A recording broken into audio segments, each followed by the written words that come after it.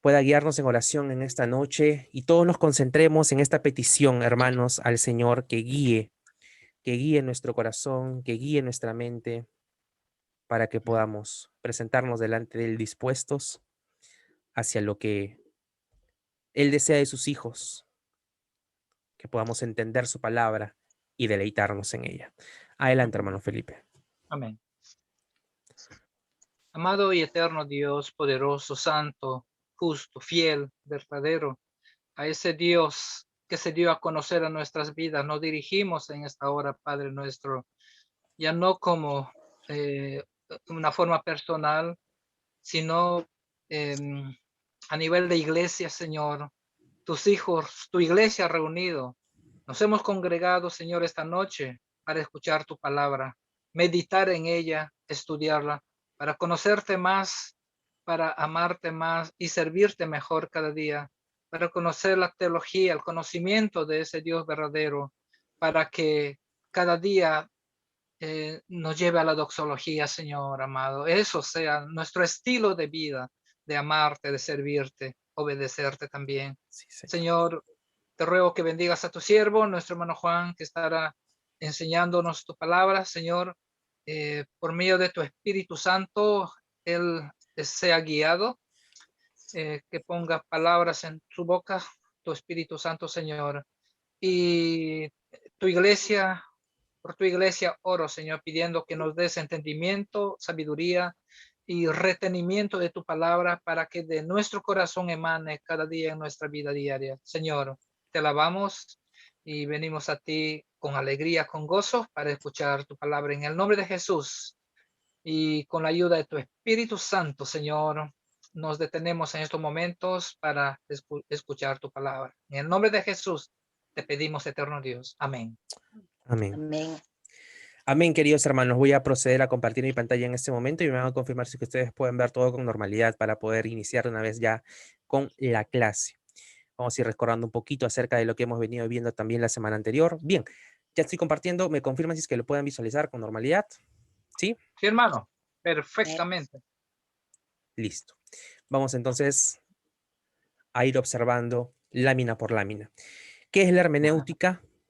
Hermanito Felipe, coméntenos un poquito de lo que comprende usted como hermenéutica. Esa es la Hermanito. comprensión, el estudio, Ujú. el estudio, el conocimiento de la palabra ¿Cómo en- interpretarla correctamente, verdad?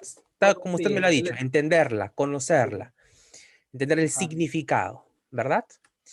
Y hemos estado Sí, hermano. aprendiendo de que para esto necesitamos la ayuda del Espíritu Santo. Hemos estado comprendiendo la diferencia entre lo que es la exégesis versus la eisegesis. Y para eso quisiera preguntarle a Blanca. Blanca, quisiera que nos puedas comentar qué es lo que significa exégesis versus eisegesis.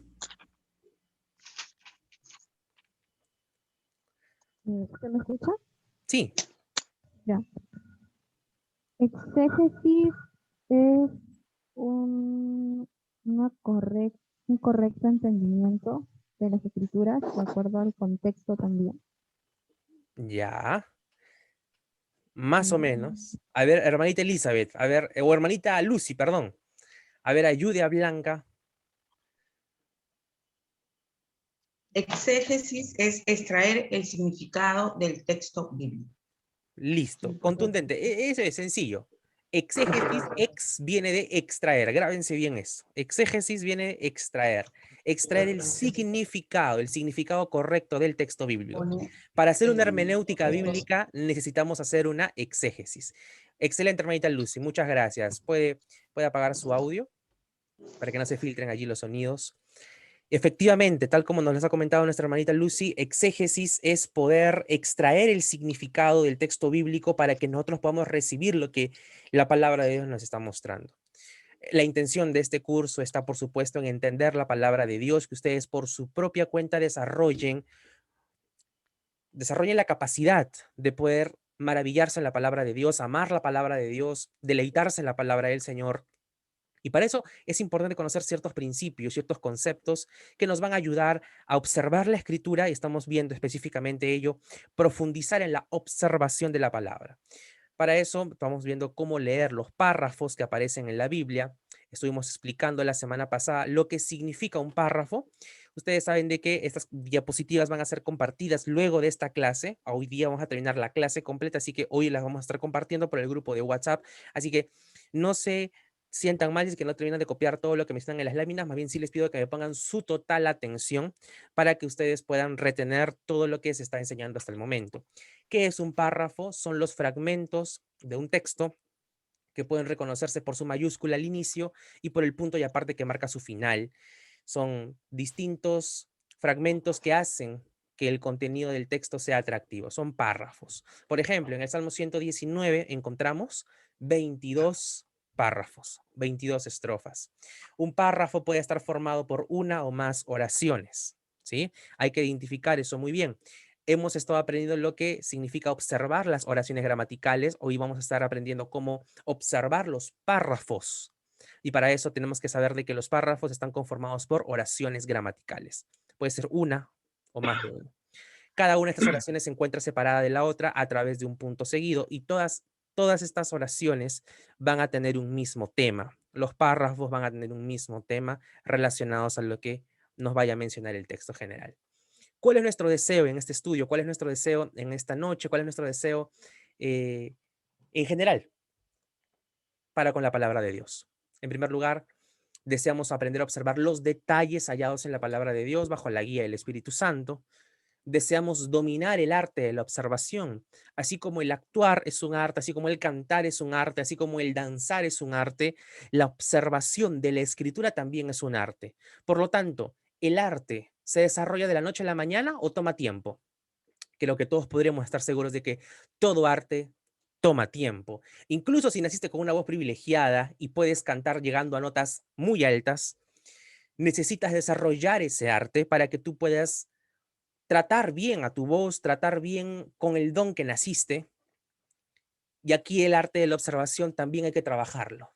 Hay quienes pueden inicialmente escuchar una canción e interpretarla en la misma nota, mientras que hay otros que les va a tomar más tiempo adecuarse a la nota. Está comprobado, hermanos, de que todos tienen la voz para cantar si es que entrenan la voz, si es que desarrollan técnicas de respiración. Por lo tanto, algunos cantarán más rápido que otros, porque ya tienen cierto entrenamiento previo, tienen una voz más trabajada. Algunos médicos comentaban de que influye mucho allí la infancia. Cuando el bebé llora mucho, tiende a desarrollar más las cuerdas vocales que aquellos bebés que no son tan llorones. Así que cuando escuchen a un buen cantante, probablemente ha sido muy llorón de niño y hace de que, por supuesto, tenga mayor desarrollo de la voz. Pero igual, sea que sean o no llorones, aquella persona que entrena y se prepara puede llegar a cantar dependiendo cuánto empeño, cuánto tiempo le dedique a su talento para convertirse en un arte, por supuesto. La observación es un arte de la cual ustedes van a resultar muy beneficiados si es que realmente se dedican de corazón. Se logra solamente por medio de la práctica permanente. La práctica permanente. Yo me acuerdo que cuando comencé a tapar en fútbol no llegaba a tocar el palo saltando en un primer momento. Tuve que entrenar al saltar el travesaño. Por mi altura, 1,71 m, 72, tocar el palo de 2,44 m era un poco esforzado para mí. Sin embargo, la práctica, el entrenar me ayudó a poder rescatar jugadas peligrosas, altas, superando incluso la altura del arco de fútbol, saltando, por supuesto, ¿no? Saltando con bastante esfuerzo, bastante exigencia. Si ustedes, hermanos, desean observar la palabra de Dios, sepan que tienen que autoexigirse, ¿sí? Y todo lo que hagan en esfuerzo, nunca lo hagan en sus propias fuerzas. Siempre pídanle ayuda a nuestro fortalecedor, a nuestro paracletos, a nuestro abogado, al Espíritu Santo, ¿sí? Quien nos fortalece en los momentos de limitación y nos lleva a un deleite en su palabra.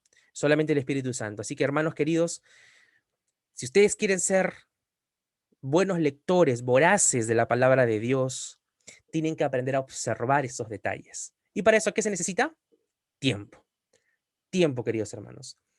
No se sientan mal si es que en un primer momento no comprenden todo lo que dice la Escritura. Toma tiempo.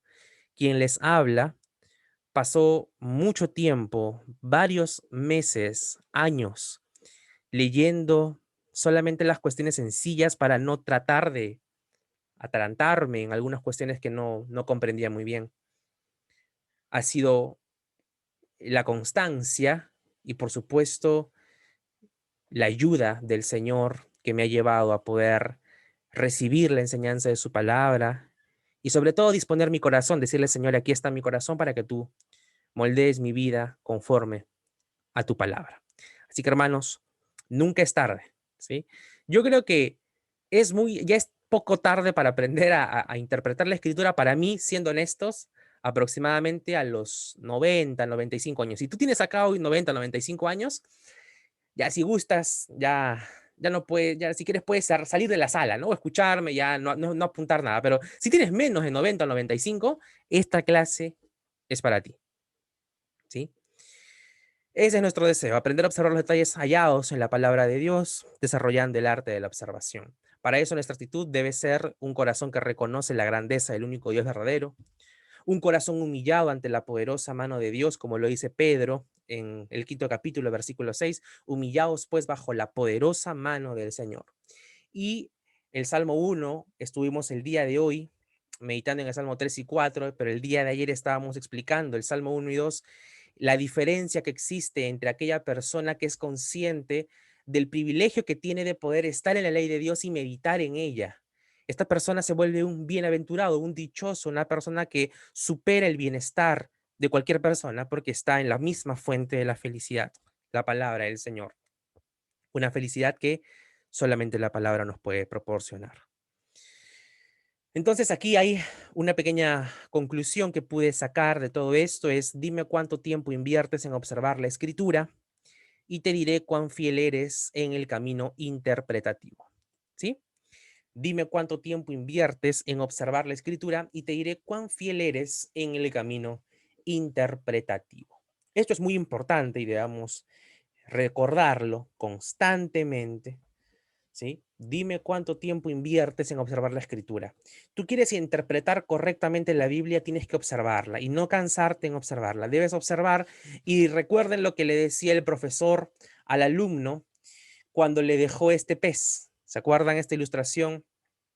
Mira el pez y no te canses de mirarlo. Mira, síguelo mirando, síguelo encontrándole detalles. Por lo tanto, eso toma tiempo. No se olviden de esto, hermanos. Toma tiempo. Y si estamos dedicándole más tiempo a otras cosas y decimos que no tenemos tiempo para estudiar la palabra de Dios, examinemos las otras cosas, porque probablemente no estén siendo realmente importantes, porque si decimos de que no tenemos tiempo para Dios es porque le estamos considerando de que la palabra de Dios no tiene importancia para nosotros. Cuando lo que es importante, nos esforzamos para cumplirlo, ¿verdad? Le dedicamos tiempo. Todo lo importante toma tiempo. Si tú realmente consideras importante la palabra de Dios, dedícale un tiempo consciente. Lo primero que me dijo un querido pastor al comenzar el seminario, me dijo, vas a fracasar en el seminario si es que tú no le dedicas mínimo 2 horas al día a tus estudios de maestría. Vas a fracasar. Va a ser mejor que lo dejes y que vayas a otro seminario con menor exigencia. Claro, si quiero prepararme necesito tiempo. Tiempo. Ustedes también, hermanos, quieren aprender a observar la Escritura, van a tener que necesitar mucho tiempo. Tengan paciencia. Esto no se aprende de la noche a la mañana, como les digo. Estos principios van a servirles para toda la vida. Tienen que usarlos, practicarlos todos los días. Todos los días. Algunos consejos. Observa, por supuesto, atentamente el texto. Siempre tenga a tu alcance el lápiz y papel. Realiza anotaciones de todo lo que observes. Observa de nuevo y repite el proceso anterior. Observar, anotar. y tome en cuenta estas 20 consideraciones. Hay 20 que ya hemos visto, perdón, hay 10 que ya hemos visto y hay 10 consideraciones adicionales para observar satisfactoriamente los párrafos. En primer lugar, estuvimos viendo cuáles son las ideas generales y las ideas específicas. La palabra de Dios nos muestra en ciertos versículos ideas generales y específicas, como por ejemplo, vamos a leer esto rápidamente. Las ideas generales y específicas tienen una estrecha relación con los listados de palabras o ideas. Debemos fijarnos en la idea más amplia que menciona el autor y luego ver lo específico. Por ejemplo, si yo digo, me gustan los deportes, vendría a ser una idea general. Me gustan los deportes. Pero si yo digo, los deportes que más practico y que más me gustan son el fútbol, el básquet y la natación, ustedes ya conocen mejor cuáles son los deportes que por supuesto me gustan más específicamente. Entonces, si yo digo solamente me gusta la comida y de pronto me invitan un mondonguito a la italiana, yo les voy a decir, hermanitos, muchas gracias por tan gentil invitación. Pero discúlpeme, no lo voy a poder comer, porque por más que me esfuerce, hermanos, es el único plato que no paso, el mondonguito a la italiana. No sé cómo hay gente que le gusta el mondongo. Yo respeto, hermanos, si es que ustedes comen mondonguito, sea como esté aderezado. Ah, eso sí, lo paso en el anticucho, creo que se llama rachi en el anticucho, cuando está en la parrilla del anticucho, creo, rachi o pancita. Allí sí lo paso, es lo único. De allí, sancochado en sopa o en mondonguito a la italiana, no lo paso, hermanos. Así que bueno, creo que nunca se los había dicho, pero ahora ya lo saben. Porque hay como todo, como la chanfainita, como el hígado, me encanta el hígado, como todas las menestras, todo, como todo, menos el mondonguito a la italiana. Así que las hermanas que siempre me invitan a comer, por favor, nunca se olviden. Bien, esto es para nada más hacer un ejemplo, ¿no? Es un ejemplo. Si yo quiero ser específico en algo, debo precisar. Y la Biblia nos precisa muchos de estos detalles. En Gálatas 5:16, por ejemplo, nos menciona, Pablo nos dice, abandonen las obras de la carne y anden en el espíritu. Y en el versículo 18 nos precisa cuáles son las obras de la carne. Las obras de la carne son la fornicación, el adulterio, las mentiras, los celos, los pleitos, las contiendas, las envidias, la lujuria. Todos esos comportamientos hacen evidencia de una persona que no anda en el espíritu, sino anda en las obras de la carne. Ellos no heredarán el reino de los cielos. Los que andan en el espíritu son aquellos que se hace visible los frutos del Espíritu Santo, los cuales son, y lo dice Gálatas 5:22, fe, amor, paz, paciencia, benignidad, gozo, dominio propio. En Romanos 12, el apóstol Pablo nos dice, les ruego por las misericordias de Dios que presenten sus cuerpos como sacrificio vivo. Hay una idea general. ¿Cómo presento mi cuerpo como sacrificio vivo? Sirviendo en la iglesia local, y eso lo encontramos a partir del versículo 9 hasta el versículo 13. ¿De acuerdo? Es lo que vamos viendo hasta el momento. Y en 1 Corintios 13 encontramos ese orden invertido, porque primero se mencionan las características específicas del amor y luego se habla de forma general de la importancia del amor, de la predominancia del amor. Se mencionan las características, el amor es bondadoso, no es jactancioso, no busca lo suyo propio, el amor es sufrido, todo lo soporta, nunca deja de ser. Y finalmente el apóstol Pablo termina diciéndonos, ahora permanecen la fe, la esperanza y el amor. Pero el mayor de todos, el más importante de todos, es el amor. Nos está dando el mismo enfoque de idea general y específico, pero viceversa. Primero nos ha mostrado lo específico y luego nos está mostrando lo general. Esto fue lo que estuvimos viendo la semana pasada. Ahora, las preguntas y respuestas son sencillos de recordar porque son preguntas y respuestas que aparecen en la Biblia. Preguntas, ¿cómo identificas una pregunta? Con el signo de interrogación. Para eso tienes que observar si es que el autor plantea alguna pregunta para enseguida dar su respuesta. Y eso lo vimos en Romanos capítulo 3, donde se plantean muchas respuestas a preguntas que el apóstol Pablo mismo se hace. ¿Somos justificados entonces por las obras? De ninguna manera. Somos salvos por medio de la obra de Cristo Jesús. En Marcos capítulo 2 vemos las preguntas que Jesucristo realiza y la que él mismo responde. ¿Estamos de acuerdo? Se sugiere por eso anotar. Siempre debes tener tu hoja, ¿sí? Al costado. La hoja que tengas, siempre tienes que estar anotando. Ah, aquí vi esto, aquí vi lo otro, aquí anoté, observas. O sea, no tienes por qué lucirte, hacerlo con tu letra taquigráfica de Palmer. Tienes que tan solamente utilizar lo que tienes a tu alcance y anotar, escribir todo lo que encuentres en la palabra de Dios. ¿Por qué aquí hace esta pregunta Pablo? Pablo vuelve a repetir esta pregunta mencionada anteriormente o la va a decir después. ¿Cuál es el enfoque que Pablo está abordando? ¿Cuál es el tema? En estas preguntas y respuestas. Sí, hermanos queridos, tenemos que observar por eso con detenimiento la escritura. Hoy día vamos a ver más ejemplos de lo que acabo de mencionar y además vamos a ver nuevas consideraciones. Hoy vamos a hablar de los diálogos, cuando aparecen diálogos en la escritura. Esto también coincide con el elemento de pregunta y respuesta, porque cuando surge un diálogo vamos a ver preguntas y vamos a ver respuestas. Para esto debemos plantearnos las siguientes preguntas allí en nuestra hojita que tengamos siempre al alcance. ¿Qué nos debemos preguntar? ¿Quiénes son los personajes? ¿Quién es el que dirige el diálogo? ¿Quién está propiciando la conversación? ¿Se acuerdan cuando Felipe se acerca al etíope, al eunuco, y le dice, ¿entiendes lo que lees? ¿Quién inicia, por ejemplo, ese diálogo? Felipe.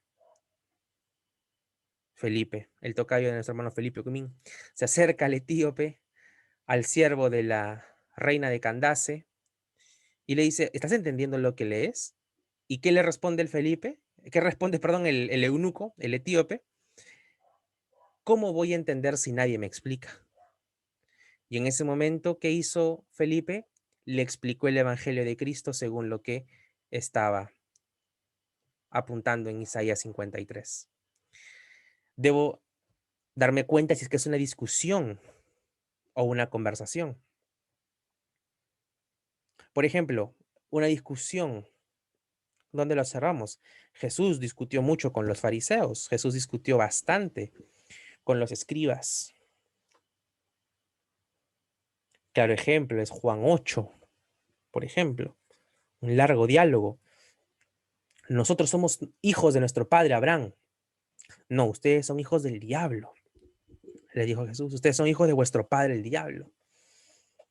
Es una discusión, es una conversación normal, es una predicación como la que Pablo hace en Juan 17:16, perdón, en Hechos 17:16, en el Areópago.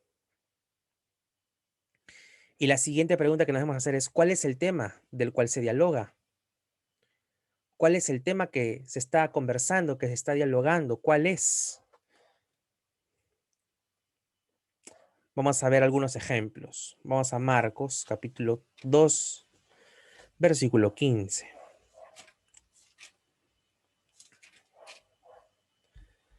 Dice, aconteció que estando Jesús a la mesa en casa de él, muchos publicanos y pecadores estaban también a la mesa, estaba en la casa de Mateo.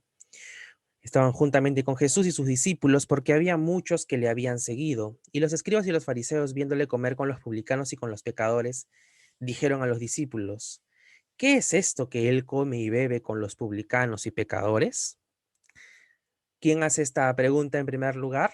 Los escribas y los fariseos que le estaban viendo comer con los publicanos y con los pecadores. Ellos preguntan, ¿quién inicia entonces este diálogo, por decirlo así? Los escribas y fariseos. Entonces, allí ustedes ya tienen una primera pregunta respondida. ¿Quiénes son los personajes? Los escribas, los fariseos y Jesús con sus discípulos. Entonces, al oír esto, Jesús les dijo, los sanos no tienen necesidad de médicos, sino los enfermos. No he venido a llamar a justos, sino a pecadores. Y este diálogo, hermanos, va a continuar hasta el capítulo 3, versículo 6. Vemos el versículo 18. Y los discípulos de Juan y los de los fariseos ayunaban y vinieron y le dijeron: ¿por qué los discípulos de Juan y los de los fariseos ayunan y tus discípulos no ayunan? No, otra pregunta. Y Jesús les responde: ¿acaso pueden los que están de bodas ayunar mientras está con ellos el esposo? Entre tanto que tienen consigo al esposo, no pueden ayunar. Aquí que vemos en el versículo 19, un ejemplo de pregunta y respuesta. Jesús hace una pregunta, él mismo le responde. Y además vemos el diálogo que pertenece al diálogo entre los fariseos y los escribas versus Jesús. Aquí este diálogo se está convirtiendo poco a poco en una discusión, en un debate. ¿Sí? ¿Cuál es el tema aquí que se desarrolla en el versículo 18? El ayuno. El ayuno. Y así el diálogo va avanzando hasta el capítulo 3. Ahí se lo dejo para que ustedes lo puedan revisar. También el diálogo puede desarrollarse entre Dios y el profeta, como lo podemos ver en Habacuc, que está en los libros finales del Antiguo Testamento. Capítulo 1 hasta el capítulo 2, versículo 20. No vamos a leer todo, pero vamos a dejarlo ahí anotado para que ustedes también lo tengan y puedan revisarlo más adelante.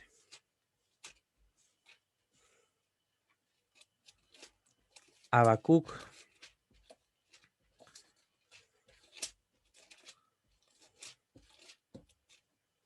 capítulo 1. La profecía que vio el profeta Habacuc. Miren aquí quién habla.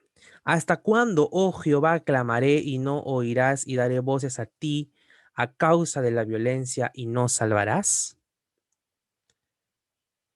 ¿Quién está hablando aquí? El profeta Habacuc. Dice y continúa Habacuc: ¿por qué me haces ver iniquidad y haces que vea molestia? Destrucción y violencia están delante de mí, y pleito y contienda se levantan, por lo cual la ley es debilitada y el juicio no sale según la verdad, por cuanto el impío asedia al justo, por eso sale torcida la justicia. ¿Quién está hablando, hermanos? Habacuc. Sigue hablando en el versículo 13. Muy limpio eres de ojos para ver el mal, ni puedes ver el agravio. ¿Por qué ves a los menospreciadores y callas cuando destruye el impío al más justo que él? Y haces que sean los hombres como los peces del mar, como reptiles que no tienen quien los gobierne. Sigue aquí hablando hasta que llegamos al versículo 2 del capítulo 2. Dice: y Jehová me respondió y dijo: escribe la visión y declárala en tablas, para que corra el que leyere en ella. Aunque la visión tardará aún por un tiempo, mas se apresura hacia el fin y no mentirá, aunque tardare. Espéralo, porque sin duda vendrá, no tardará. He aquí que aquel cuya alma no es recta se enorgullece, mas el justo por su fe vivirá. Y también el que es dado al vino es traicionero, hombre soberbio que no permanecerá. Ensanchó como el Seol su alma, y es como la muerte, que no se saciará. Antes reunió para sí todas las gentes y juntó para sí todos los pueblos. Y el Señor va a seguir así hasta el versículo 20, hasta el final del capítulo 2. Dice, miren cómo acaba el versículo 20. Mas Jehová está en su santo templo, calle delante de él toda la tierra. Está hablando aquí el Señor mismo. Y el versículo 14 es un versículo también conocido, que fue inspiración para una canción, si no me equivoco, de Marcos Witt, porque la tierra será llena del conocimiento de la gloria de Jehová, como las aguas cubren el mar. Está hablando el Señor. ¿Cuál es el diálogo entonces que está surgiendo aquí acerca de la injusticia que está habiendo sobre la tierra? Y Habacuc está clamando: ¿por qué está sucediendo esta injusticia? Dios responde y luego Habacuc vuelve a orar en el capítulo 3. Pregunta, hermanos, ¿cuál es el primer diálogo que se registra en la Escritura? Diálogo como tal. Pueden prender su micrófono. Y mencionarme. En Génesis, Génesis es muy grande. ¿Cuál?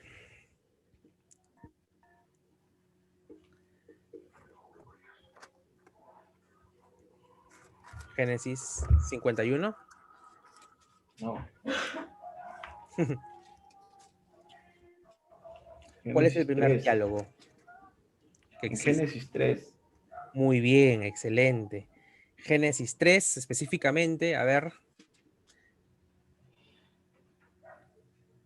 Cuando Adán desobedece a Dios. es tentado. Ajá, muy Cuando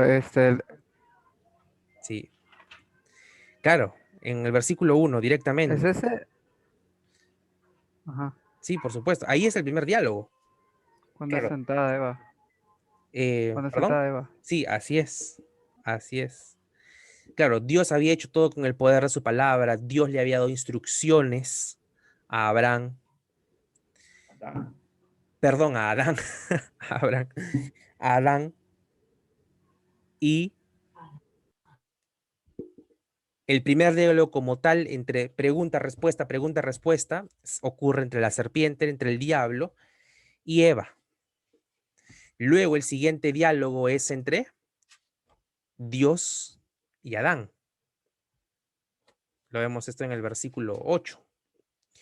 Y oyeron la voz de Jehová que se paseaba en el huerto al aire del día, y el hombre y su mujer se escondieron de la presencia de Jehová. Mas Jehová llamó al hombre y le dijo: ¿Dónde estás tú? Y él respondió: Oí tu voz en el huerto y tuve miedo porque estaba desnudo y me escondí. Y Dios le dijo: ¿Quién te enseñó que estabas desnudo? ¿Has comido del árbol que yo te mandé que no comieses? Y el hombre respondió: La mujer que me diste por compañera me dio del árbol y yo comí. Y allí se sigue desarrollando el diálogo. ¿Se dan cuenta? ¿Lo pueden ver, hermanos? Ustedes tienen que darse cuenta de estos detalles.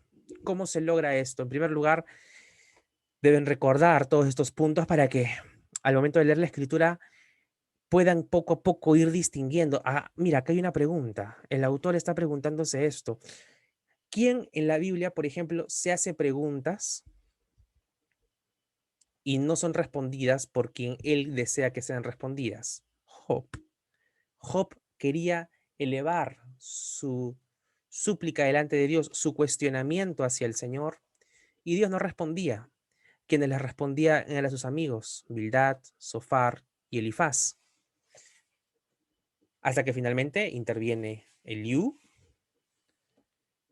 y el Señor, es como que Eliú prepara el camino hacia el Señor para la intervención de Dios, y Dios le dice: ahora ciñe tus lomos, porque hablaré. Vamos a ver, Job, capítulo 38, la intervención del Señor. Pregunta: ¿quién es ese que oscurece el consejo con palabras sin sabiduría? Ahora ciñe tu lomo, ciñe como varón tus lomos. Yo te preguntaré y tú me responderás. ¿Dónde estabas tú cuando yo fundaba la tierra? Házmelo saber si tienes inteligencia. Estas personas que suelen cuestionar a Dios por algo que pasa, ¿no? Alguna tragedia, algo que pueda afectarnos, y uno se atreve a decir: ¿por qué, Dios? No somos nadie para exigirle a Dios respuestas. Dios aquí le está diciendo a Job: ¿dónde estabas tú cuando yo formé la tierra? Dios le responde con cierta ironía en su múltiple sabiduría. ¿Quién ordenó sus medidas, si lo sabes? ¿Quién extendió sobre ellas cordel? ¿Sobre qué están fundadas sus bases? ¿O quién puso su piedra angular? Y así el Señor sigue hablando hasta el versículo 1 del capítulo 40. Además respondió Jehová a Job y dijo: ¿es sabiduría contender con el Omnipotente? El que disputa con Dios, responda a esto. Entonces respondió Job a Jehová y dijo: miren, aquí hay una respuesta de Job. Dice: he aquí que yo soy vil, ¿qué te responderé? Mi mano pongo sobre mi boca. Una vez hablé, mas no responderé. Aún 2 veces, mas no volveré a hablar. Entonces aquí el Señor vuelve a intervenir así hasta el versículo 2 del capítulo 42, donde Job responde a Jehová y le dice: yo conozco que todo lo puedes y que no hay pensamiento que se esconda de ti. Ahí él se vuelve a citar: ¿quién es el que oscurece el consejo sin entendimiento? Por tanto, yo hablaba lo que no entendía, cosas demasiado maravillosas para mí que yo no comprendía. Oye, te ruego y hablaré, te preguntaré y tú me enseñarás. Él vuelve a exclamar esto de parte del Señor, y a lo que recuerda, responde: de oídas te había oído, mas ahora mis ojos te ven, por tanto me aborrezco y me arrepiento en polvo y ceniza. Y finalmente la historia de Job acaba en arrepentimiento, y por la gracia sola del Señor, Dios decide retribuirle porque quería, ¿no?, darle más incluso de lo que Job tenía. No es que aquí Job hizo algo para merecer la recompensa de Dios. Dios simplemente quiso darlo porque así fue el puro afecto de su voluntad. Él quiso, tranquilamente también el Señor pudo haberse llevado a Job en ese momento, pero Dios, por su gran misericordia y soberana omnisciencia, decidió darle nuevamente a Job todas las cosas que el Señor quiso darle. Entonces, hermanos, estamos viendo aquí los diálogos, ¿verdad? Hemos visto varios ejemplos.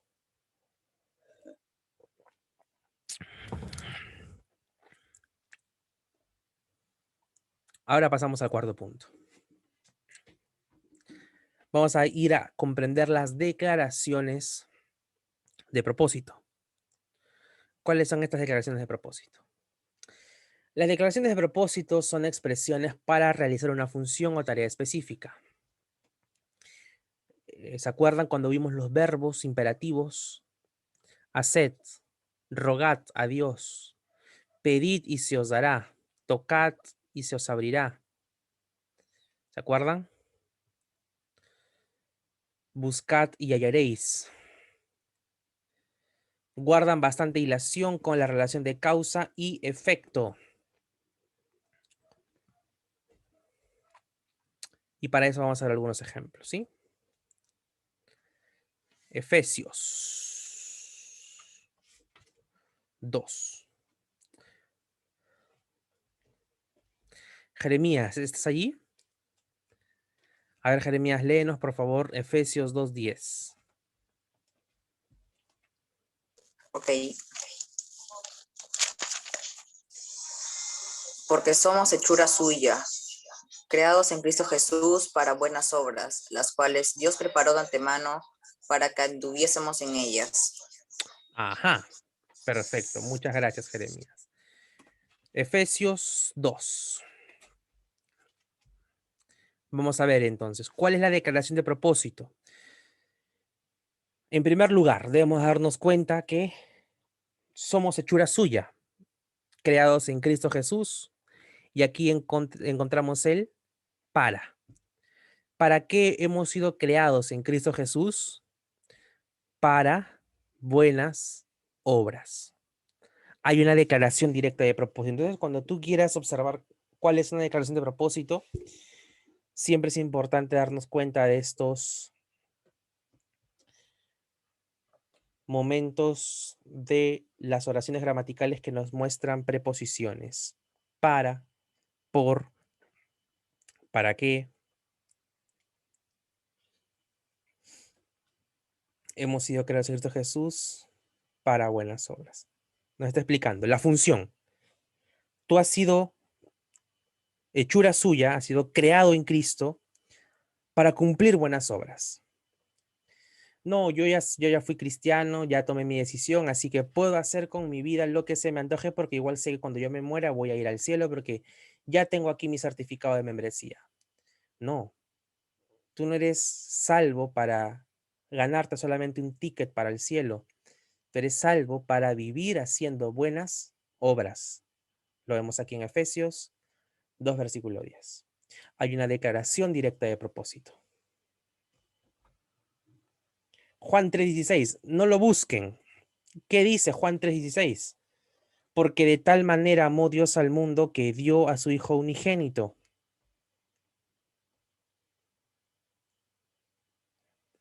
¿Cuál es allí la declaración de propósito? En esa frase primera, en 3:16a, de que Dios amó de tal manera al mundo, el amor de Dios fue tan grande, el amor de Dios fue tan inmenso, tan único, que el Señor cumplió una función. ¿Cuál fue la función que Dios Padre hizo? Dio a su Hijo unigénito. ¿Sí? Dio a su Hijo unigénito. Y luego viene el efecto, para que todo aquel que en Él cree no se pierda, sino que tenga vida eterna. Allí hay otra declaración de propósito. Dios dio. Hay una acción de Dios. Y luego viene la respuesta del hombre, para que todo aquel que en Él cree no se pierda, sino que tenga vida eterna. El que cree en Él no se pierde. El que cree en Él tiene vida eterna. Hay dos declaraciones de propósito. El que cree no se pierde. El que cree tiene vida eterna. ¿Qué dice Juan 15:16? No me elegisteis vosotros a mí, sino que yo os escogí a vosotros. Y os he puesto para que vayáis y llevéis fruto y para que vuestro fruto permanezca. ¿Cuál es allí la declaración de propósito? Aquí el Señor nos está diciendo, para que vayan y lleven fruto. Ustedes han sido escogidos, ustedes han sido elegidos, yo los he escogido, ustedes no me han escogido a mí, yo los escogí a ustedes. ¿Y para qué los he escogido? Los he escogido para que vayan y lleven fruto. Juan 15:16. Para eso los he escogido, para que vayan y lleven fruto. ¿Y para qué más? Para que su fruto permanezca. Y finalmente, Deuteronomio 6:3. A ver.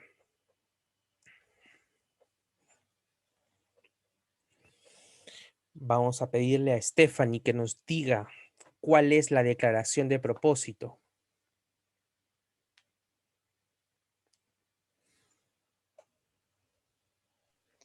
Deuteronomio 6:3, ¿no? Sí, Steffi, a ver, léelo.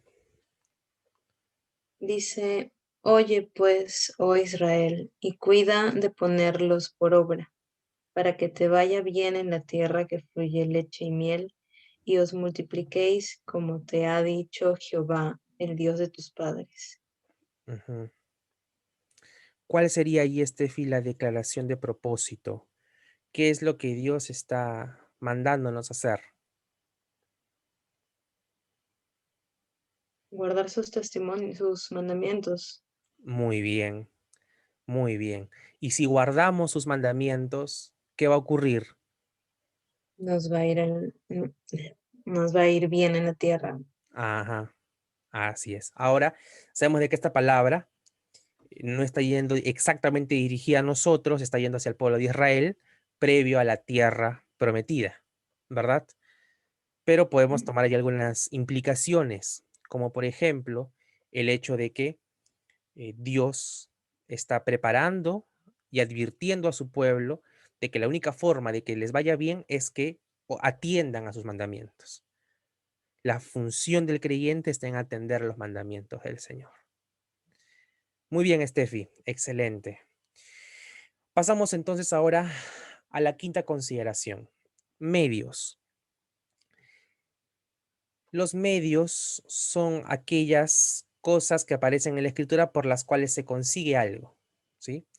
Cuando se describe una acción, resultado o propósito, es importante buscar el medio. ¿Por qué medio se está dando esta acción? ¿Por qué medio? Por ejemplo, algunos de ustedes fueron beneficiados con el bono del gobierno. Si es que fue sí, ellos, ¿qué hacían? Depositaban este bono en el banco y la persona tenía que ir a recogerlo. Dicho sea de paso, esta fue una medida que produjo también varios contagios, lamentablemente. Y a lo que yo voy es que, en este caso, ¿quién era el medio, el intermediario por el cual llegaba el dinero? El banco. ¿O venía Martín Vizcarra y se los daba en la puerta de su casa? No, ¿verdad? El intermediario era la entidad financiera. Entonces uno tiene que buscar aquí cuál es el intermediario o el medio por el cual está Dios haciendo algo o está sucediendo alguna acción. Para eso vamos a irnos a la pregunta clave. ¿Cómo llevo a cabo este propósito? ¿Cómo se llevó a cabo este propósito? ¿Cómo sucedió esto? ¿Cómo? ¿Cómo pasó? ¿Por medio de qué pasó? Para esto, por supuesto, es importante observar las preposiciones también.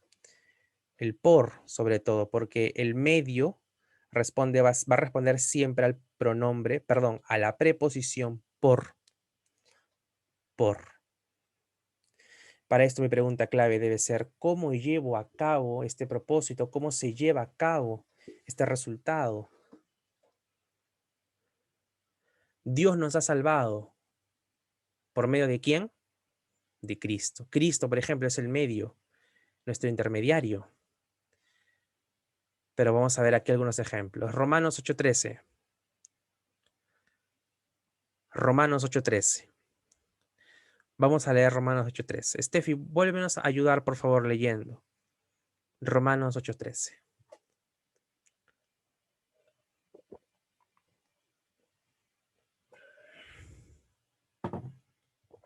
¿Lo tienes, Steffi? 8:13, ¿no? Así es. Dice, porque si vivís conforme a la carne, moriréis. Mas si por el Espíritu hacéis morir las obras de la carne, viviréis. Ahora, Steffi, te pregunto, ¿cómo hago morir las obras de la carne? ¿O por medio de quién hago morir las obras de la carne para vivir? Por el Espíritu Santo. Así es, excelente. ¿Cuál es el medio aquí? El Espíritu Santo. Lo identificamos aquí por la palabra por. ¿De acuerdo? Esto es importante que lo podamos notar. Muy importante. Por. Salmo 119:9. Se lo deben saber de memoria algunos. Entonces, en Romanos 8:13, el medio por el cual se hace morir las obras de la carne es el Espíritu. El Espíritu Santo, ¿sí? En Salmo 119:9, Steffi, a ver, observa.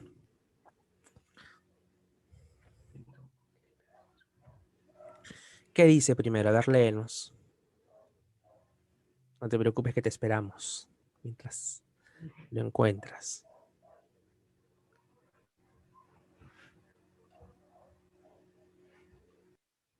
Está en el Antiguo Testamento, Steffi, la parte de los libros poéticos. Sí. Ya, a ver, léelo. 119:9.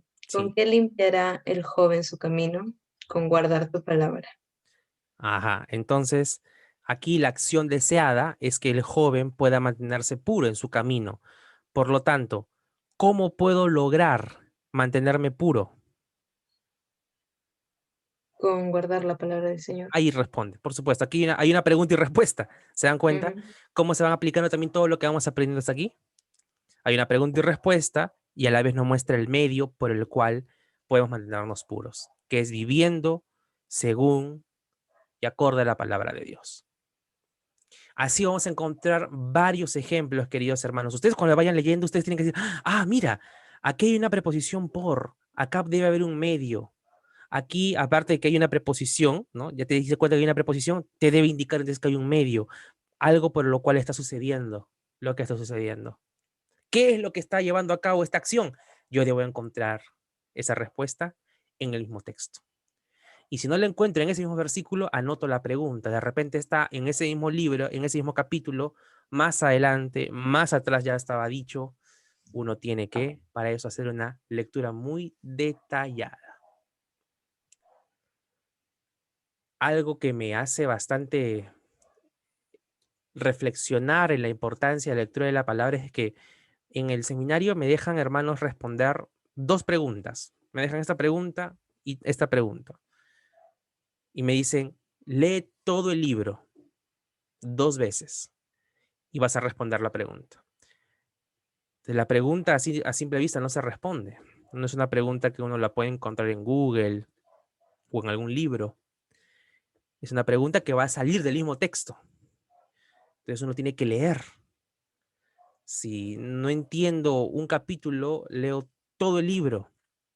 Si no lo entiendo, lo vuelvo a leer pausadamente, luego de que ya tuve una idea general de más o menos de lo que se trata. Por ejemplo, hoy estuvimos leyendo todo el capítulo 1, que es todo el libro de Judas, la penúltima epístola o el penúltimo libro del Nuevo Testamento y de la Biblia, la carta de Judas, también conocido como Judas Tadeo. Y tiene, por supuesto, un mensaje principal, tiene un tema, tiene aplicaciones, y todo eso debe irse respondiendo paso a paso. Para eso debemos leer pausadamente. No hay prisa. Recordemos una vez más que esto toma tiempo. ¿Sí, mis hermanos? Entonces, hasta aquí estamos viendo ya ideas generales y específicas. Debo encontrar qué es lo que el Señor está diciendo en su palabra. Si es una idea general o específica. Ande en el Espíritu. Ya, pero ¿cómo ando en el Espíritu? Ya, viviendo en fe, en amor, en paz, paciencia, en benignidad. En preguntas y respuestas, ¿qué está preguntando el autor? ¿Lo está respondiendo? Los diálogos, ya hemos visto ejemplos. Hemos visto el primer diálogo en Génesis 3. Las declaraciones de propósito, instrucciones directas. Los medios, encontrar cómo se lleva a cabo tal propósito. Ahora vamos a ver las cláusulas condicionales. En primer lugar, vamos a encontrar que aquí se presentan las condiciones por las que se da lugar a tal acción o tal resultado. Hay una condición, por lo tanto, para que ocurra esta acción, normalmente aparece la conjunción condicional sí o entonces. Sí o entonces.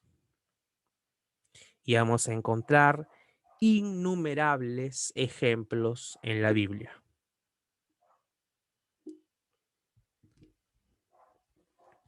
Innumerables ejemplos en la Biblia.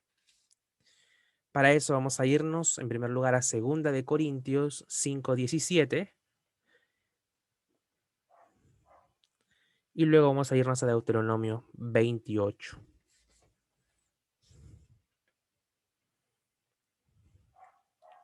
Siempre que estemos en una acción condicional o veamos una cláusula condicional, tenemos que darnos cuenta cuál es la condición exacta.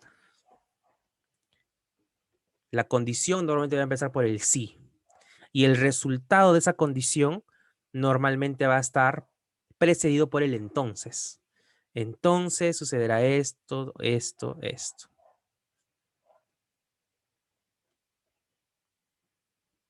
A ver, Stephanie, ¿tienes ahí 2 de Corintios 5:17? Ese está en el Nuevo Testamento, Steffi. Después de 1 de Corintios. Ya, A ver, Steffi, te escuchamos. 17. De modo que si alguno está en Cristo, nueva criatura es. Las cosas viejas pasaron, he aquí todas son hechas nuevas. Ajá. ¿Cuál es la condición allí, Steffi? Que si estamos en Cristo, somos nuevas criaturas. Te adelantaste. La condición es la condición para ser nueva criatura y para que las cosas viejas pasen, la condición es estar en Cristo. Hasta allí. ¿Cuál es el resultado de atender esa condición? Es decir, estamos en Cristo, somos nueva criatura. Entonces ahí tienes que distinguir entre la condición y el resultado. Esa es la cláusula. La cláusula. Por ejemplo, Alberto Rodríguez, un defensa mundialista de la selección peruana, fue muy conocido en el 2018 por pararse lesionando, justo en una época muy complicada para la U. No estoy solamente hablando porque sea hincha de la U, para un ejemplo, tengo un objetivo, así que escúchame con paciencia. Este defensor quiso renovar su contrato con la U en el 2019, pero la U le dijo que si se volvía a lesionar, ya no iba a recibir salario. ¿Sí? O perdón, eso fue en el 2020, que si se volvía, porque todo el 2019 tuvo contrato y nunca jugó, no jugó ni un partido, no jugó ni un minuto con la U, se la pasó lesionado, es decir, recibió su sueldo, 12 sueldos gratis. Entonces la U le dijo, si te vuelves a lesionar, vas a seguir en la U, pero sin goce de haber. Entonces hay una cláusula condicional. ¿Cuál era la condición? De que si se lesionaba, esa era la condición, la consecuencia, ¿cuál iba a ser? Ya no iba a recibir su pago mensual. Entonces, ¿qué hizo Alberto Rodríguez? Hizo su berrinche y se fue a Alianza. Se fue a jugar a Alianza. Y su último partido del 2020, antes que Alianza se vaya a segunda, hizo esta famosa escena de quedar correteando al delantero que por querer corretearlo y jalarle la camiseta, no llegó a alcanzarle la camiseta y le bajó el choro al delantero y terminó expulsado Alberto Rodríguez. Pero bueno, fue un ejemplo, ¿no? Para explicarles lo que es la cláusula condicional. Vamos al siguiente ejemplo. Blanca, a ver, léenos Deuteronomio 28:1. Deuteronomio es el 5.º libro de la Biblia, Blanca, por si acaso. Yo sé que tú sabes, pero te voy buscando por Apocalipsis. No, es primero. Son los primeros 5 libros, estás terminando el Pentateuco. A ver, Blanca, lee fuerte, por favor, Deuteronomio 28:1. Ok. Acontecerá que si oyeres atentamente la voz de Jehová tu Dios, para guardar y poner por obra todos sus mandamientos que yo te prescribo hoy, también Jehová tu Dios te exaltará sobre todas las naciones de la tierra. Perfecto. Allí hay una condición y el resultado que ocurrirá si obedecemos esta condición. ¿Cuál es la condición, Blanca? Oír atentamente la voz de Jehová tu Dios, ¿Qué más? para guardar y poner por obra todos los mandamientos. Que yo te mando hoy. Hasta ahí. Esa es la condición. ¿Y cuál es el resultado? ¿Cuál es la consecuencia? Te exaltará sobre todas las naciones de la tierra. Así es. Efectivamente. Gracias, Blanca. Entonces, hermanos, vamos entendiendo cuáles son las cláusulas condicionales. Por lo tanto, el pacto que Dios hizo con Moisés de llevar a su pueblo a la tierra prometida y convertirlas en una gran nación, eso iba a ser parte del plan que Dios también ya le había dado a Abraham. Eso iba a ser sí o sí, Dios los iba a llevar. En obediencia o desobediencia, Dios los iba a llevar a la tierra prometida. Pero la bendición de Dios era condicional. Es decir, si los hacía prosperar o no. Eso era condicional. Y el pacto mosaico es condicional. Es con un sí. Si obedeces mi ley, serás prosperado. Si haces esto, serás cabeza y no cola. Si haces esto, te exaltaré por sobre las naciones. Si haces esto. Luego viene el pacto davídico, donde Dios le promete a David que de su linaje vendrá el rey cuyo reino no tendrá fin, apuntando al Mesías. Nunca le dice si es que obedeces y te mantienes fiel a mi palabra. No, Dios le dice eso porque se lo quiso expresar a David. Pudo haber sido el pacto con Salomón, pero Dios quiso hacerlo con David. Y nunca fue condicional. Salomón terminó casado con 700 mujeres, con 300 concubinas. Luego vino Roboam y en su reino se dividió el pueblo de Israel. Luego vino Jeroboam. Y todos los reyes que se mencionan en crónicas, en los libros de los reyes, vamos a ver que la mayoría son reyes malos. Pero Dios siguió fiel a su promesa, porque su pacto era incondicional, pero hay momentos de los cuales se nos mencionan condiciones. ¿Sí? Para ir al cielo, ¿hay alguna condición? Sí, dice Bexi. Así es. ¿Cuál es la condición, Bexi? Sí. ¿Cuál es la condición, Bexi linda? Veo ahí tu ojito, tus ojitos lindos. Está con el micrófono apagado.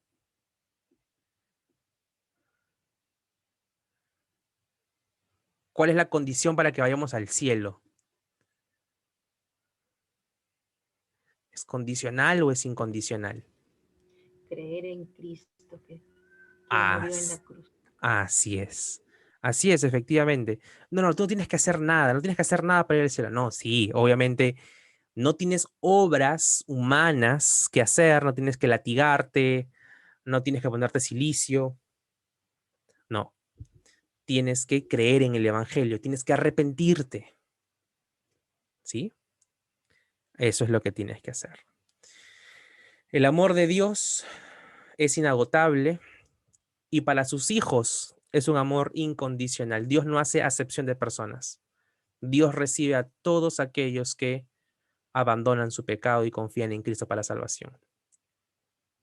Entonces vamos entendiendo, hermanos, hasta aquí las cláusulas condicionales, lo que aparece en la Biblia, ¿sí? Si es que hay alguna pregunta, vayan anotándola, por favor, porque después de este momento vamos a tener algunas preguntas que vamos a ir respondiendo. Siguiente. Acciones o roles. ¿Cuáles son las acciones o roles que aparecen a veces de parte de Dios o de parte de los hombres? Tenemos que identificar. Aquí tenemos que ser muy observativos para identificar las acciones del hombre y las acciones de Dios. Se van a mencionar las acciones del hombre y las acciones de Dios. Por ejemplo, hemos leído Deuteronomio 28. Para que sea bendecido el pueblo de Dios, ¿qué tenía que hacer? Oír su voz. ¿Qué tenía que hacer?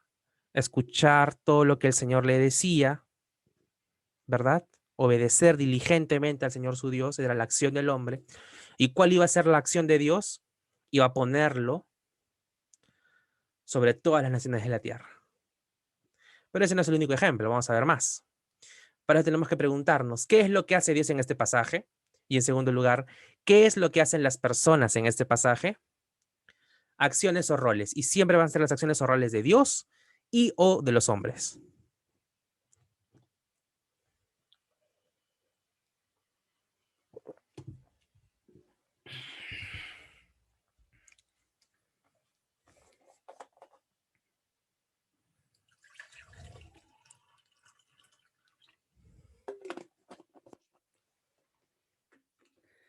¿De acuerdo? ¿Qué es lo que hace Dios en este pasaje y qué es lo que hacen las personas?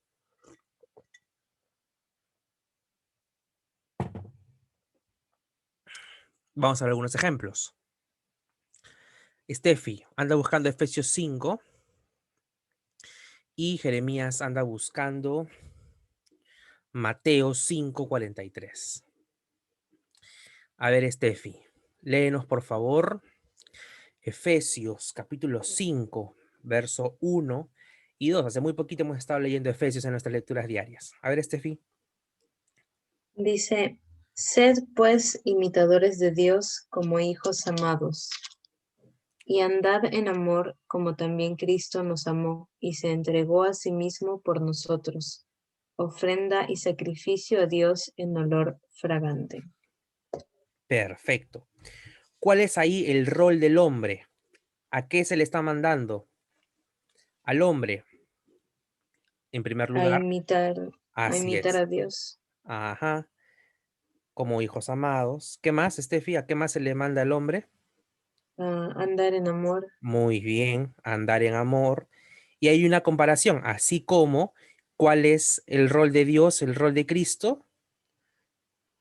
Que se entregó a sí mismo por nosotros. Así es, efectivamente. ¿Se dan cuenta? Ahí está el rol de Dios y el rol del hombre. El rol de Cristo aquí específicamente. Y aquí en Mateo 5:43 vamos a ver varios momentos en los que a Jesucristo menciona y refiere a Dios como Padre. Jeremías, lee el versículo 43, 44 y 45. Ok. Oísteis que fue dicho, amarás a tu prójimo y aborrerás a tu enemigo.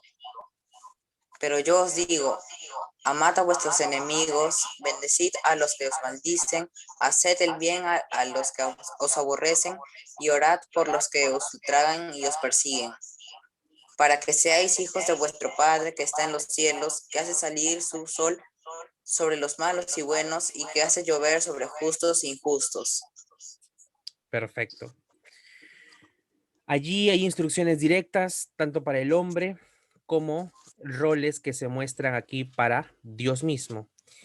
Versículo 43. Oísteis que fue dicho, amarás a tu prójimo y aborrecerás a tu enemigo. Pero yo os digo, aquí hay roles para el hombre.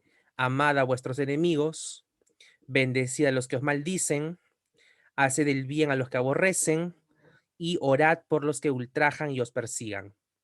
Y os persiguen. ¿Se dan cuenta? Hay 4 roles que deben cumplir el hombre, 4 acciones. En primer lugar, amar a vuestros enemigos, bendecir a los que nos maldicen, hacer bien a los que nos aborrecen, orar por los que nos ultrajan y nos persiguen. Orar. Orar.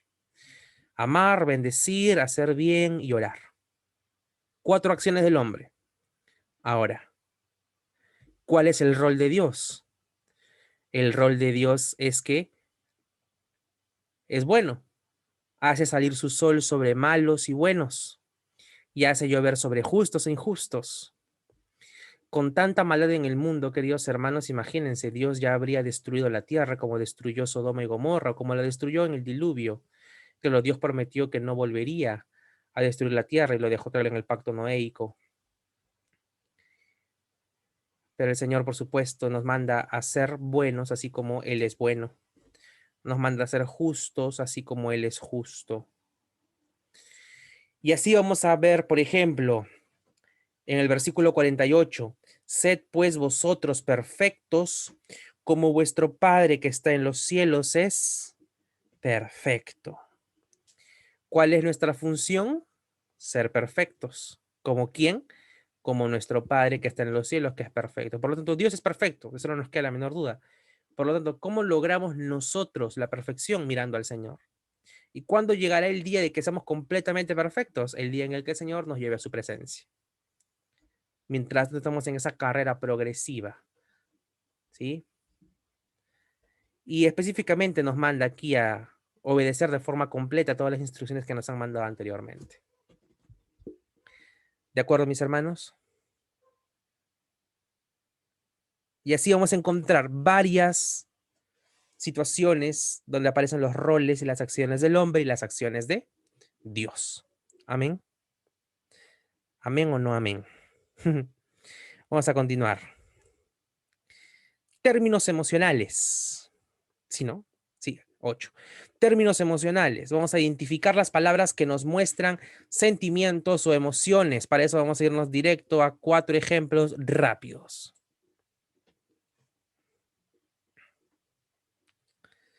Vamos a Romanos 12. A ver, Steffi, ayúdanos por favor una vez más. Con Romanos 12. Hermano Felipe, ayúdenos con Gálatas 1. Ande buscándolo, por favor. Vaya buscándolo.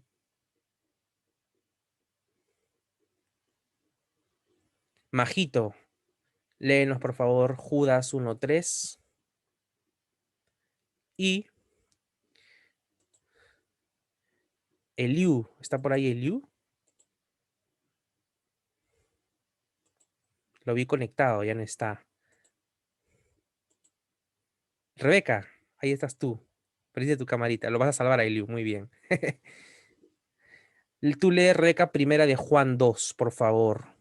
Primera de Juan 2, versículo 1 y versículo 18. Vamos a encontrar términos emocionales, ¿sí? Vamos a identificar palabras que nos muestran sentimientos o emociones. Stephanie, léenos Romanos 12, por favor.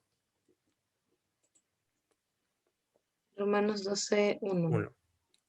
Así que, hermanos, os ruego por las misericordias de Dios, que presentéis vuestros cuerpos en sacrificio vivo, santo, agradable a Dios, que es vuestro culto racional.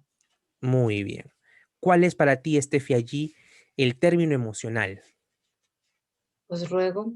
Muy bien, excelente. Os ruego. Ese es el término emocional. ¿Por qué? Porque nos está mostrando con qué énfasis le está hablando el apóstol Pablo hacia la iglesia. Les está rogando de que presenten sus cuerpos como sacrificio. Y nos está rogando a nosotros, en otras palabras. ¿Sí? Muy bien, hermanito Felipe, léanos por favor Gálatas 1:6. Prenda su micrófono, hermanito lindo.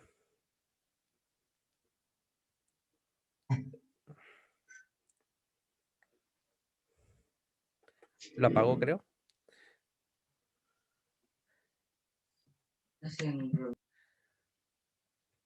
Hay que presionar el microfonito.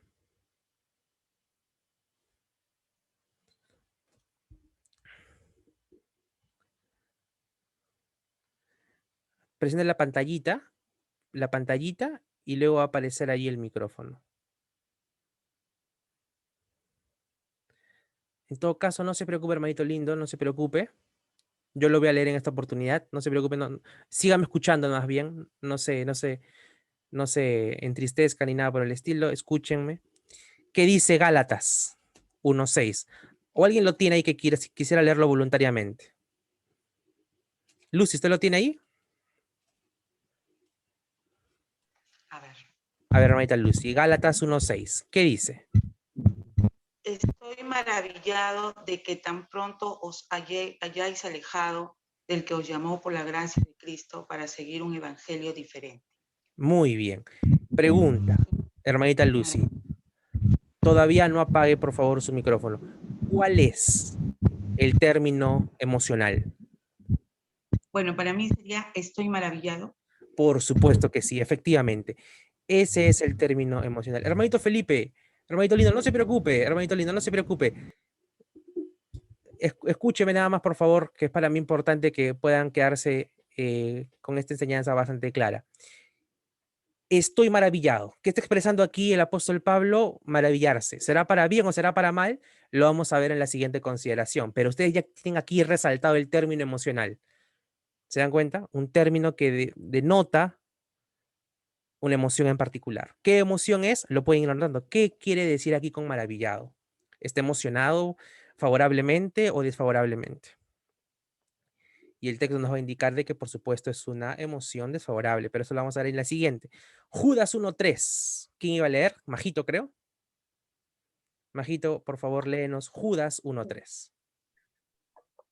Amados, por la gran solicitud que tenía de escribiros acerca de nuestra común salvación, me ha sido necesario escribiros exhortándoos que contendáis ardientemente por la fe que ha sido una vez dada a los santos. Muy bien. ¿Cuál es el término emocional? Exhortándoos. No. Mira bien. ¿Cuál es una palabra que parece que Gran solicitud. está al comiencito? Amados. Así es, amados. Es una emoción, ¿no? El apóstol Pablo está amando, amados hermanos, y luego les dice, les exhorto que contiendan por la fe con toda solicitud. Amados. Es un término emocional, está expresando ahí un sentimiento, una emoción muy grande. El apóstol Pablo, perdón, Judas, ¿sí? No Iscariote, por si acaso. Judas Tadeo. Ahora, Rebeca, primera de Juan 2:1. Y luego el versículo 18. Dice. Espérate, bloquea otro micrófono que está alrededor. Otro micrófono o pónganse audífonos. Ya está. Ya. Ya está, ¿me escuchan? Sí. Sí. Dice, primera de Juan 2:1, dice, hijitos míos. Primera de Juan 2:1. Sí, está bien. Sí, está bien. Dice, hijitos míos, estas cosas os escribo para que no pequéis. Y si alguno hubiere pecado, abogado tenemos para con el Padre, a Cristo el justo. Muy bien. Ahora el versículo 18. Dice, hijitos, ya es el último tiempo, y según vosotros oísteis que el anticristo viene. Así ahora han surgido muchos anticristos. Por esto, conocemos que es el último tiempo. Muy bien. Muy bien. ¿Cuál es el término emocional? Sería ahí hijitos míos. Muy bien, así es. Está demostrando una emoción, un cariño particular a quienes está dirigiendo. Y Jeremías 3, versículo 19. Yo se los leo aquí, hermanos. Jeremías 3:19. Si no lo tienen, no se preocupen, yo se los leo. Dice así. Yo preguntaba, ¿cómo os pondré por hijos y os daré la tierra deseable, la rica heredad de las naciones? Y dije, me llamaréis Padre mío y no os apartaréis de en pos de mí. Pero como la esposa infiel abandona a su compañero, así prevaricasteis contra mí, oh casa de Israel, dice Jehová. Aquí, ¿cuál es el término emocional de todo lo que he leído? ¿Cuál es esa palabra, el término que le da esa emoción al texto? La palabra está llena de carga emocional, queridos hermanos. El hecho de que no nos dejemos llevar por las emociones no significa de que en la palabra encontremos emociones. Dios nos ha creado con emociones y esas emociones son redimibles para que todo lo que sintamos y nos emocionemos sea en el Señor. Cuando cantamos tiene que ser con emoción, cuando escuchamos la palabra tiene que ser con emoción. ¿Y cuál es aquí la emoción en lo que hemos leído? Lo que le da sentido y emoción, ¿saben cuál es? Es la palabra Padre. Padre. Porque en el Antiguo Testamento Dios no se había revelado como Padre a su pueblo. Había hablado tan solamente en Éxodo, ¿no? Israel es mi hijo, pero a cada uno no se refería como hijos suyos. Pero aquí dice, seré padre, me llamaréis Padre mío. No Padre nuestro, Padre mío, y no os apartaréis de en pos de mí. Esa es la carga emocional, Padre mío. Así como Juan le decía a la iglesia, hijitos míos, aquí el Señor les dice, ustedes me van a decir a mí, Padre mío, Padre mío. Esa es la carga emocional. Ahora vamos a ver los tonos, el tono de la emoción. Hemos visto el término emocional, ahora vamos a ver el tono de la emoción. Aquí debemos preguntarnos, ¿qué emoción específica intenta transmitir el autor? ¿Está gozoso? ¿Está enojado? ¿Está corrigiendo? ¿Cuál es la emoción que está transmitiendo el autor? Para eso vamos a irnos a nuestros ejemplos.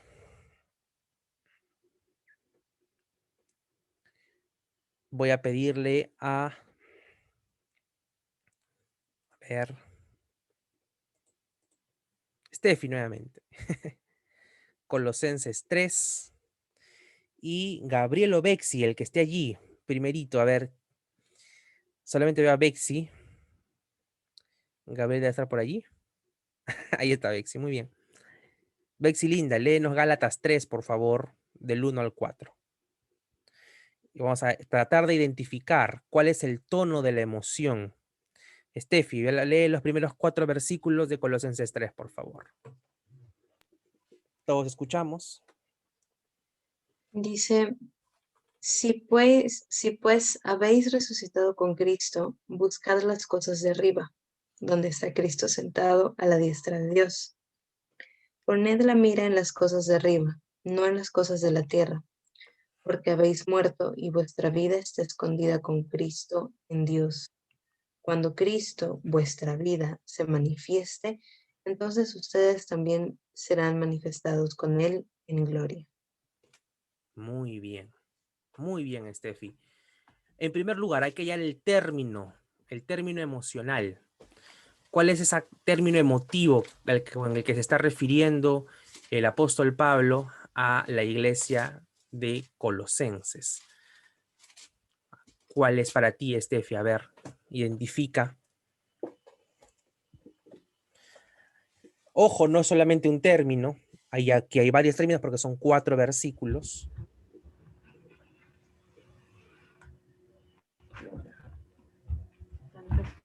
¿Vuestra vida puede ser uno?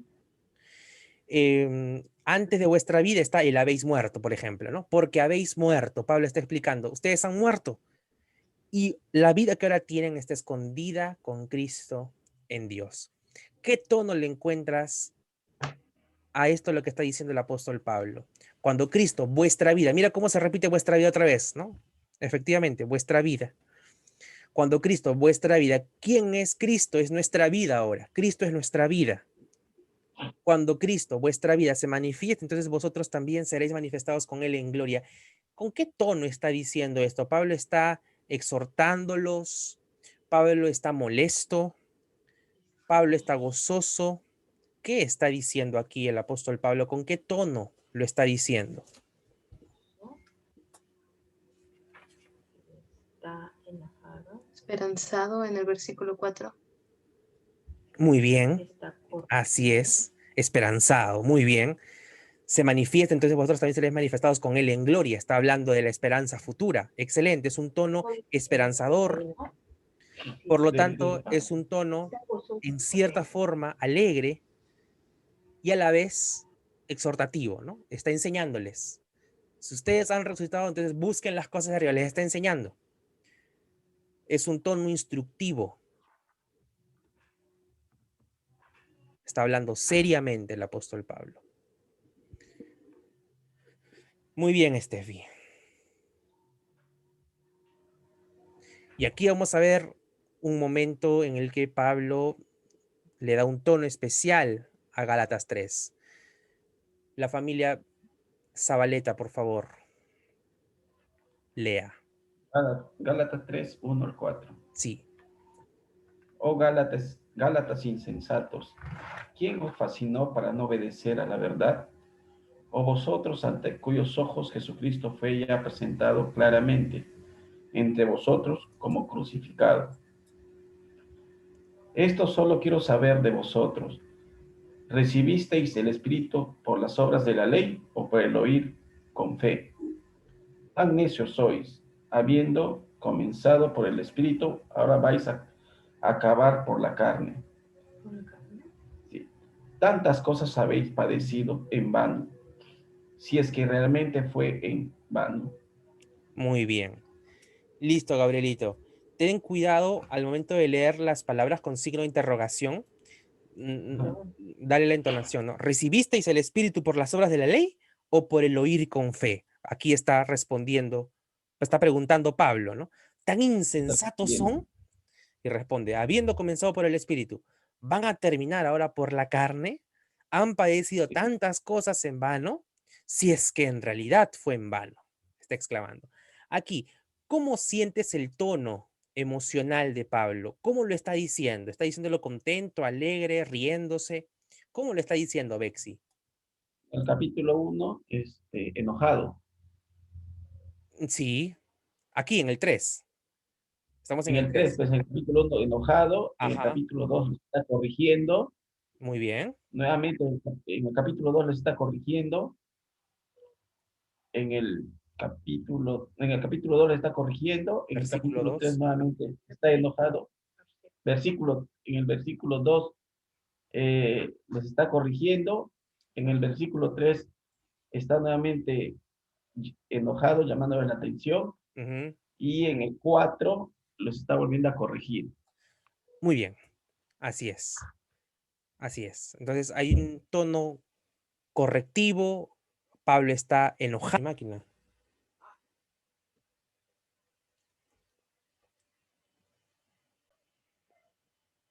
¿Me escuchan ahí, hermanos? ¿Qué fue lo último que dije?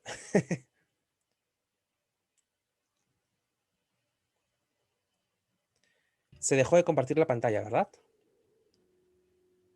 Creo que ha sido un problema de red. A ver, déjenme un segundo. ¿Me confirman si es que ya lo pueden ver? ¿Se puede ver ahí ya? ¿Ya? Sí. Efectivamente, hermanos, aquí Pablo está indignado, es lo que está tratando de decir, ¿no?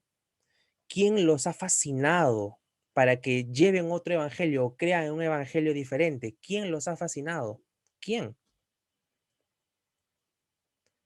Si ustedes han comenzado en el espíritu, ¿van a terminar ahora en las obras de la carne? Pablo está molesto, está indignado, porque se han desviado tan pronto del evangelio. Ya lo habíamos leído también en el capítulo 1, versículo 6, ¿no? Lo que leyó la hermanita Lucy. Estoy maravillado de que tan pronto se hayan apartado del evangelio. Entonces, esa emoción también es una emoción negativa. O sea, está maravillado, o sea, sorprendido, pero para mal. No es una sorpresa para bien. Es como que yo me vaya a Argentina 6 meses a capacitarme o al seminario en Estados Unidos y yo venga y lo escuche predicando a Felipe de que, de que tienen que circuncidarse todos los hombres, ¿no? Para poder ser salvos, imagínense. Está predicando un evangelio diferente. O de repente lo dejo a Felipe a cargo y encuentro a Gilda predicando ahí, exhortando a toda la congregación.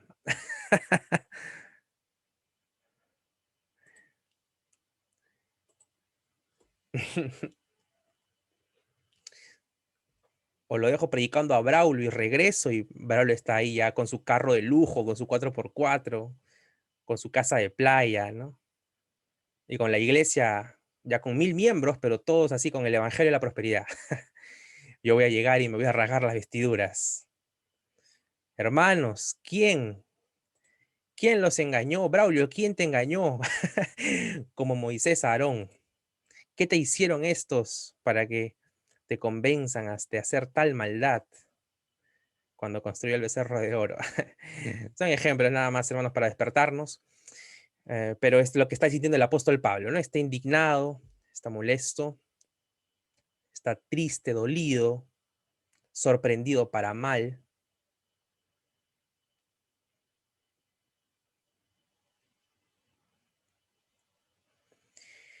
Y llegamos a la parte final.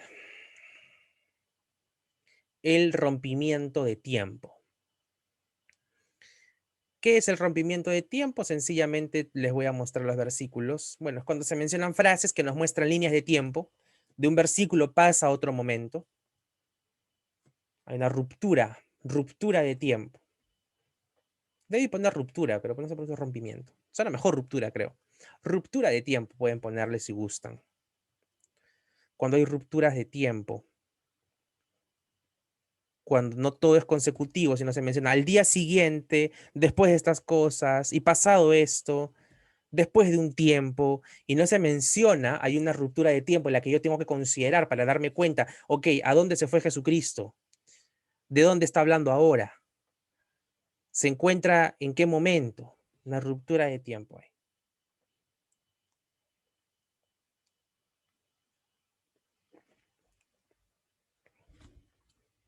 Vamos a Juan 6, a ver.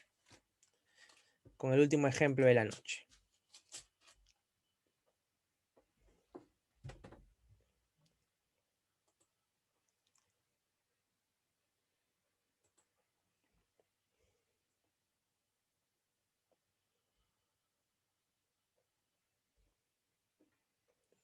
Dice, Juan 6:1. Después de esto, Jesús fue al otro lado del mar de Galilea, el de Tiberias. Hay un rompimiento de tiempo que nos conduce a un rompimiento también del lugar, a una ruptura del lugar, porque después de esto, que nos dice que después de esto, ¿qué es esto? Después de todo lo que Jesús había mencionado en el capítulo 5. Después de haber sanado al paralítico de Betesda.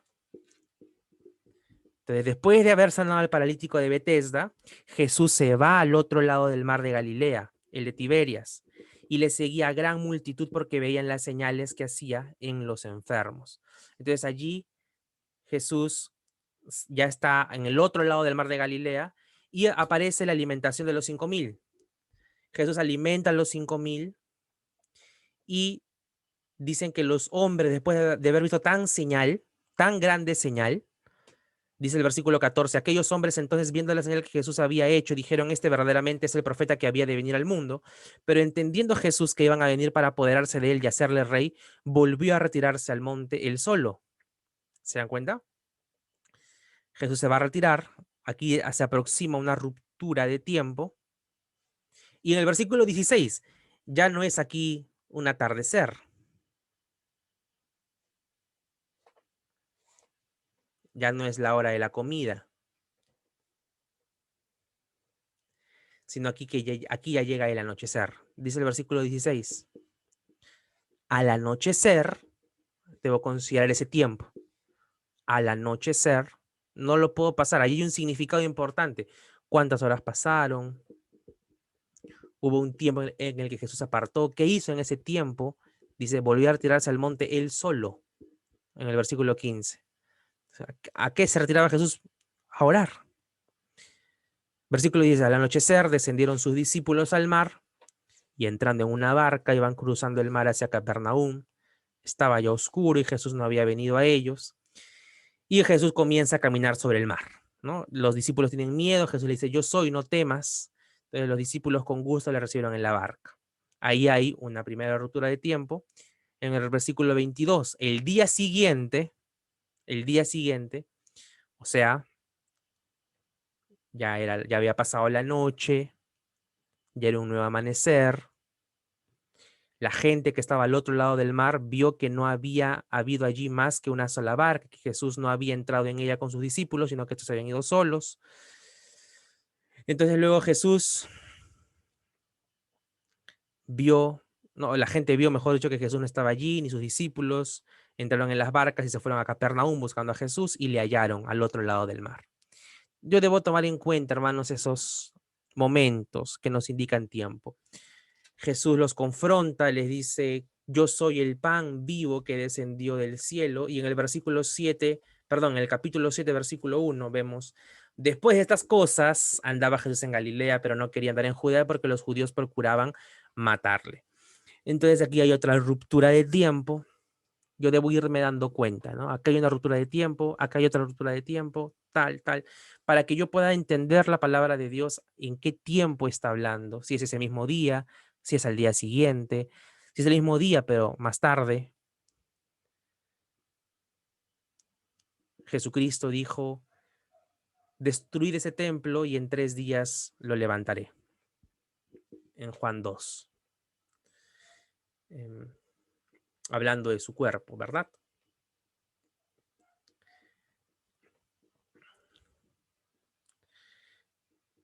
Todos esos detalles yo debo considerar, queridos hermanos. Y aquí llegaríamos al final. Voy a dejar de compartir pantalla. Y quisiera que puedan comentarme sus preguntas, queridos hermanos.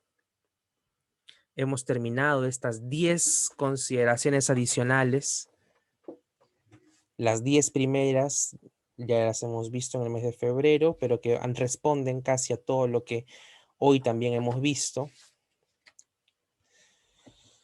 Hay un buen número de elementos que debemos buscar mientras leemos la Biblia. Nos hemos propuesto de que debemos ser muy minuciosos en nuestra observación, ¿sí? Muy minuciosos.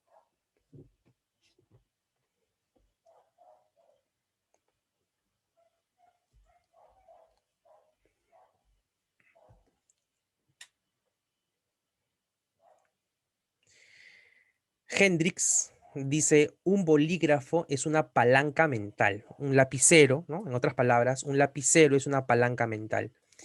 ¿Por qué dice esto? Porque con el lapicero hacemos anotaciones, marcamos todo y recordamos a la vez. Y desarrollamos nuestras propias observaciones.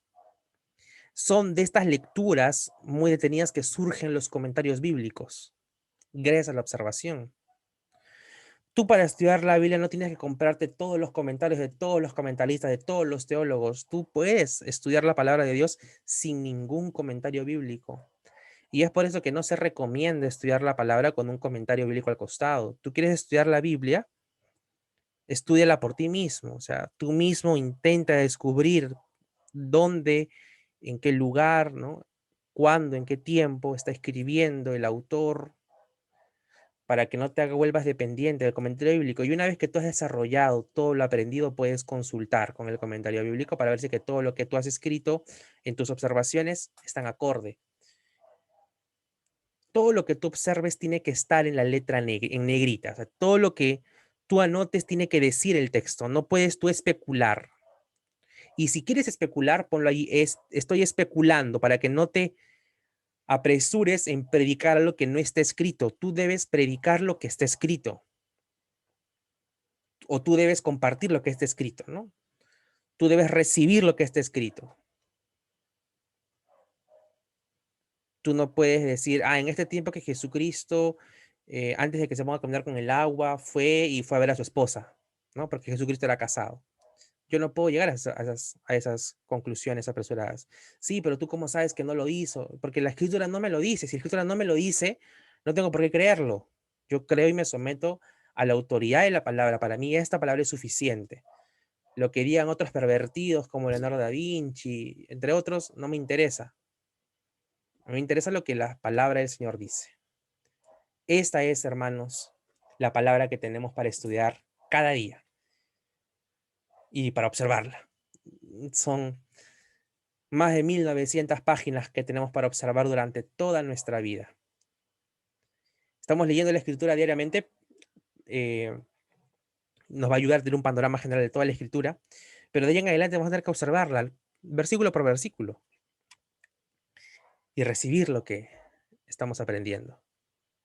Ustedes tienen que desarrollar, queridos hermanos, esa constancia en observar. Por ejemplo, si encuentras una causa y efecto, aquí puedes anotar, ¿no? En tu librito de anotaciones, aquí hay una causa y pones causa, así como lo hacíamos en el PowerPoint. Aquí hay una causa, aquí hay un efecto.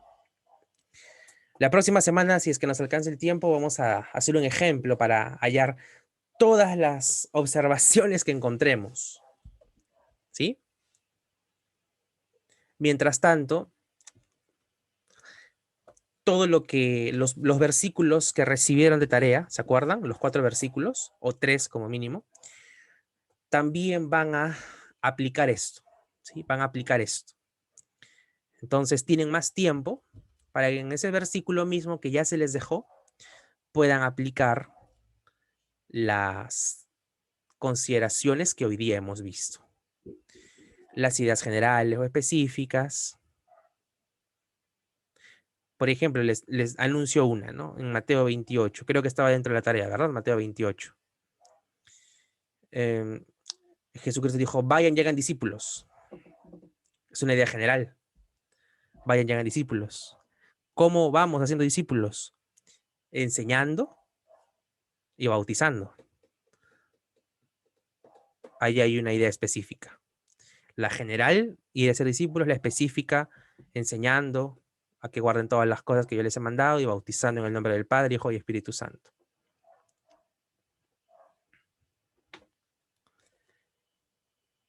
Sí, hermanos, hermanos. Armados hermanos, les he dicho. Amados hermanos. Amados hermanos, esto es todo lo que hoy día teníamos para ver. La próxima semana vamos a estar viendo cómo leer los discursos, qué debemos buscar en los discursos, conexiones, pero vamos a verlo rápidamente, ¿no?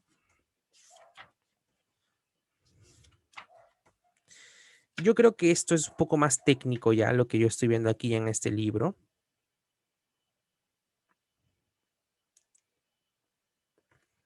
No quiero que se confundan.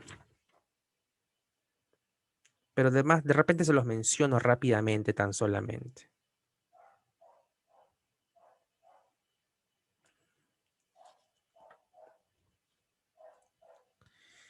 Amén, amados hermanos.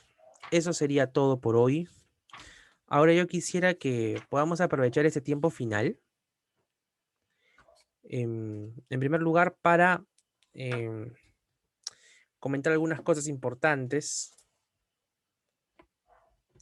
Como iglesia, ustedes saben que no nos estamos reuniendo por ahora presencialmente por una cuestión de tiempo, por una cuestión